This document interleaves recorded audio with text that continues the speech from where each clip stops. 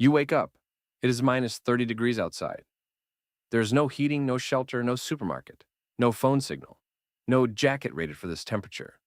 And the last human settlement is approximately 40 miles away, on foot, through a blizzard, being stalked by animals that have not eaten in 3 days. This is not a nightmare. This is a Tuesday, 40,000 years ago. And the question is simple.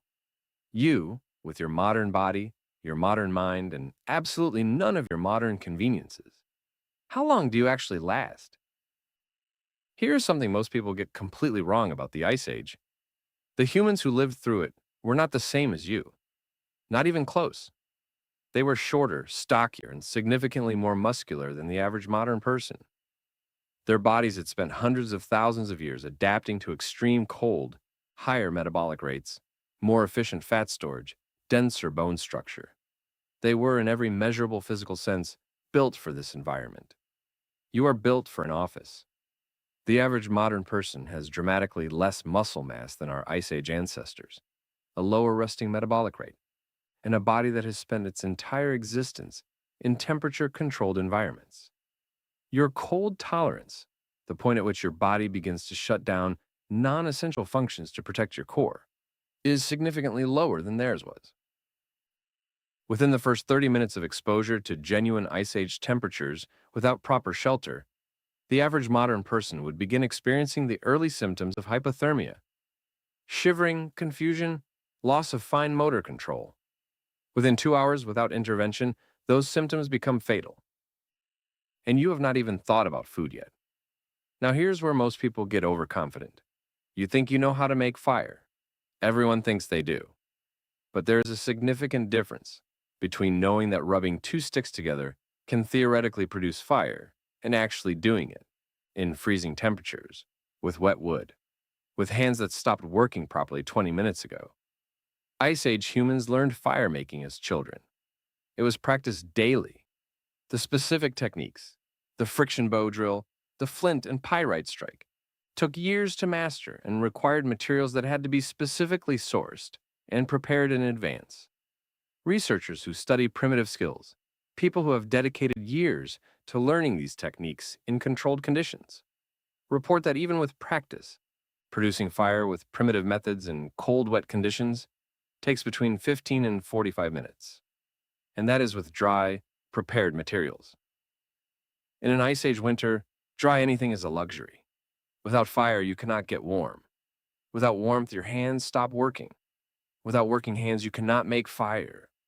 That loop kills you faster than almost anything else. But let us say you somehow get a fire going. Your next problem is something nobody thinks about until it is too late. The Ice Age diet was not a choice. It was a full-time occupation. Ice Age humans spent the majority of their waking hours either hunting, processing food, or preparing for the next hunt. Large game, woolly mammoths, cave bears, giant deer were the primary calorie source. But hunting them was not a solo activity. It required coordinated group tactics developed over generations, intimate knowledge of animal behavior and migration patterns, and weapons that took months to craft and years to learn to use effectively. You have none of this.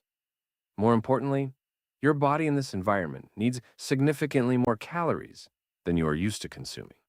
In extreme cold, your metabolism burns through energy at a dramatically accelerated rate just to maintain your core temperature. Ice Age researchers estimate that survival in genuine glacial conditions requires between 4,000 and 6,000 calories per day. You currently eat about 2,000. That deficit, combined with no hunting skills, no preserved food stores, and no knowledge of which plants are safe to eat in a frozen landscape, means that even if you survive the cold, starvation becomes a serious threat within days. And just when you think it cannot get worse, it does.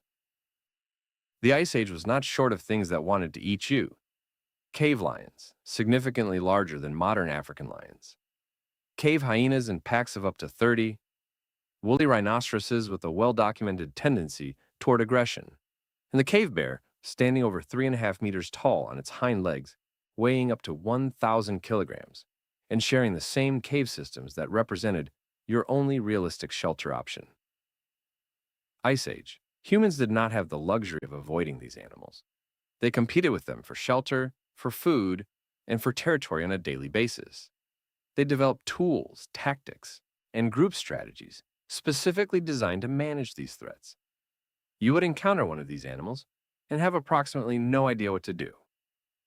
Modern humans have lost almost all of the instinctive threat reading ability our ancestors relied on. We do not know how to read animal behavior. We do not know when to stand our ground and when to run. We have never needed to. In a landscape populated by megafauna that viewed humans as prey, that gap in knowledge is not an inconvenience. It is a death sentence. So, is there anything at all, that actually works in your favor? Here's where it gets interesting. Modern humans have one advantage over our Ice Age ancestors that is so significant, it potentially outweighs every physical disadvantage on this list. We know things they spent millennia figuring out. Even in general terms, that hypothermia kills and that insulation prevents it. That animal fat is calorie dense.